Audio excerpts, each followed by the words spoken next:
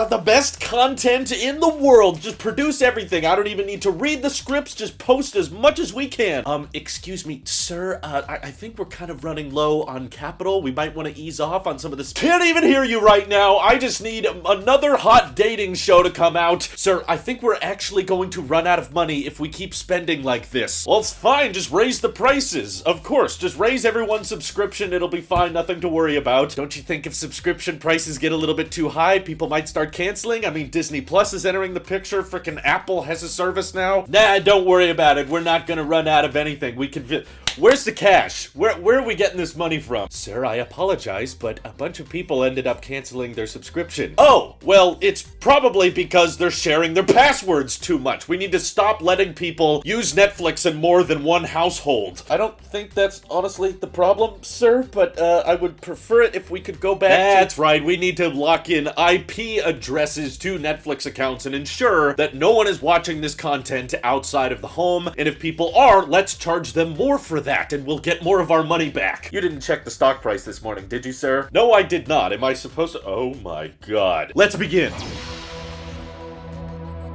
So yeah, Netflix was on quite a bit of a high over the past decade. You know, they had kind of pioneered the concept of video streaming, and it started out pretty dang strong. There was a whole lot of interest in the concept of ad-free, high-resolution content that you could watch from anywhere, but that Netflix formula was just way too good to last, because all of these other companies between Disney, Paramount, even Apple and Amazon got in on this and realized that, wait a minute, basically anyone who can host video web streaming sites and can figure out subscriptions and buy royalties of certain content is capable of making this formula work. And this formula is going to work especially well with the legacy media companies like Disney and Paramount, because they already own the rights to so much content that people want to watch. And because they don't have to pay someone else to have access to stream their content because they own it, it was merely a matter of time before these other companies started figuring out, we can come up with a website, we can develop a simple app, and we can have monthly billing subscriptions and then undercut Netflix substantially. And I think Netflix knew this was coming for a while, so their approach has just been blow as much money as possible on original content, and it doesn't even have to be good. Not trying to say all the content on Netflix is bad by any means, but there's certainly a lot of crap out there, and there's certainly sort of a stigma of Netflix originals forming of just like insane amounts of money being pumped into content that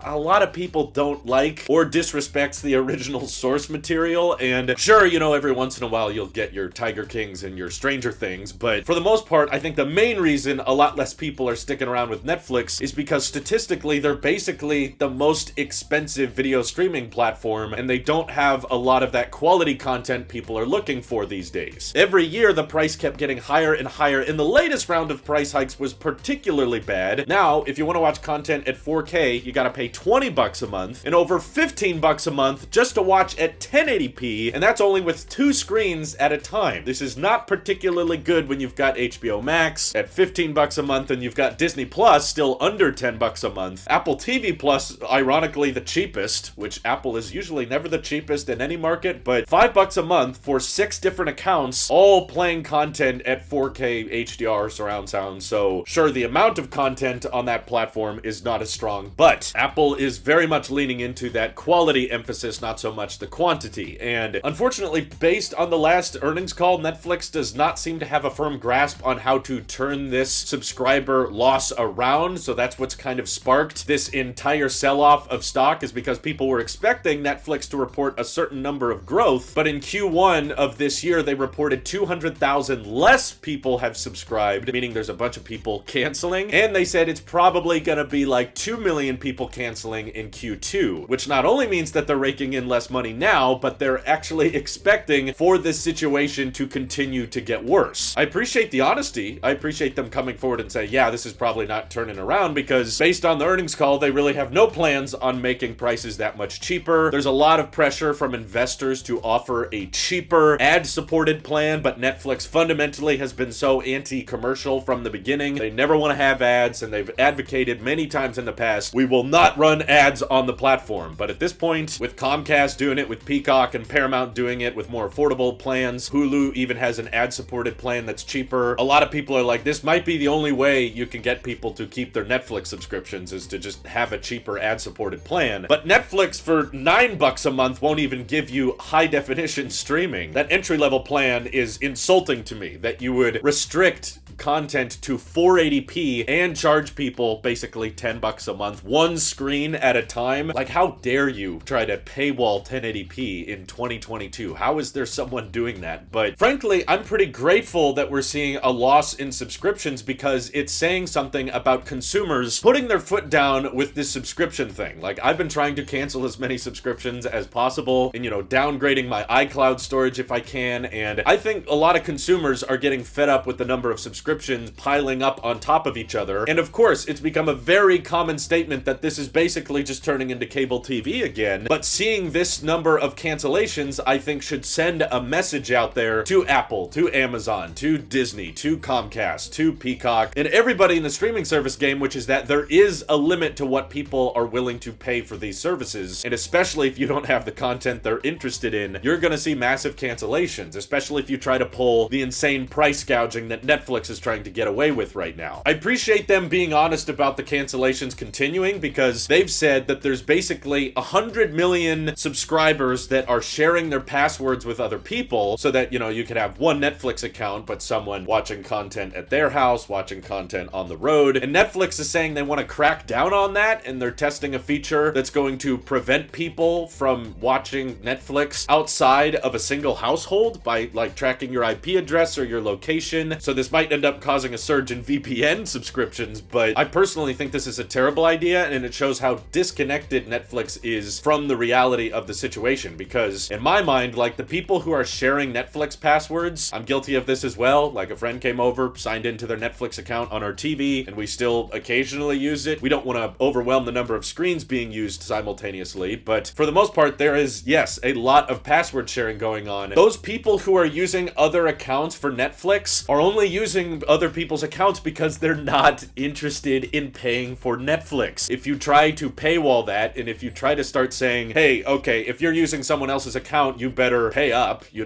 better pay an additional $5 a month for that, or you need to buy your own $20 a month subscription. People are just not going to Netflix. You're just going to tick off more and more people, especially those that move. Like, people online have been bringing up, like, well, what if I'm on a road trip, or what if I'm staying at someone else's house, or there's broken up families that have kids stay at, like, the mom's house and then they come back and stay at the dad's house. And when you have split families like that, or people that, go to a vacation home or go to a cabin in the woods for a certain part of the year, and you can't use Netflix away from that registered address, that's just going to frustrate people even further than the price hikes already have, and they'll likely just end up canceling. I don't look at the password sharing as this untapped gold mine that is just waiting for the right password scrutiny to be enacted, and then Netflix will suddenly make a bunch more money. You're just gonna scare away more people if you end up doing that. So I don't think it's a good call. Having a limited number of screens being used at one time is fine. I think that's an easy way to prevent, like 500 people from sharing the same account. But overall, I hope this scares all the other streaming services out there into realizing, no, you can't charge an infinite amount, and no, you can't price gouge people this much, because Netflix is feeling the burn from this sell-off right now, and it's going to drastically change the way they do their business, in my view. I think they're going to have to get much more creative with pricing and with deals, and absolutely they may need to consider doing an ad-supported plan, even though before they've said they'd never do that. It also speaks volumes to the concept that a lot of big companies which are collecting revenue from other sources, like Amazon doesn't rely on just Prime Video to survive, they're probably going to do a lot better because they can afford very, very thin margins on their video streaming services. Even Disney, to a certain extent, has, like, the theme parks bringing in billions of dollars a year, and that can help subsidize having a much cheaper subscription model. It would also be fairly interesting if another major company decided to buy out Netflix if the stock continues to tank and people see the market cap get lower and lower. Right now, it's still pretty high for anyone to actually buy it out, but can you imagine if, like, Disney decided to buy out Netflix? I mean, shouldn't they be under accusation of antitrust already just by having such a monopoly on most content? Or, like, Apple's in the service, Amazon's in the service. What if, like, Samsung wanted to get more into the streaming world, so they, like, bought out Netflix, or Microsoft wanted to get more into original programming, so they buy out Netflix because the value just continues to tank further and further? That would be fascinating to watch. So if you guys have predictions on what the future of Netflix as a company is going to be, feel free to let me know in the comments below. I'm sure they're not going to go necessarily bankrupt, because despite them losing a bunch of subscribers, they are still one of the largest monthly subscription services that people still routinely pay for. But it feels like that may not be the case for much longer, as other subscriptions continue to rise and Netflix continues to fall. All of that good stuff. Let me know what you're thinking down below. This is your Alp Sheep here. I'll see you all in the next one.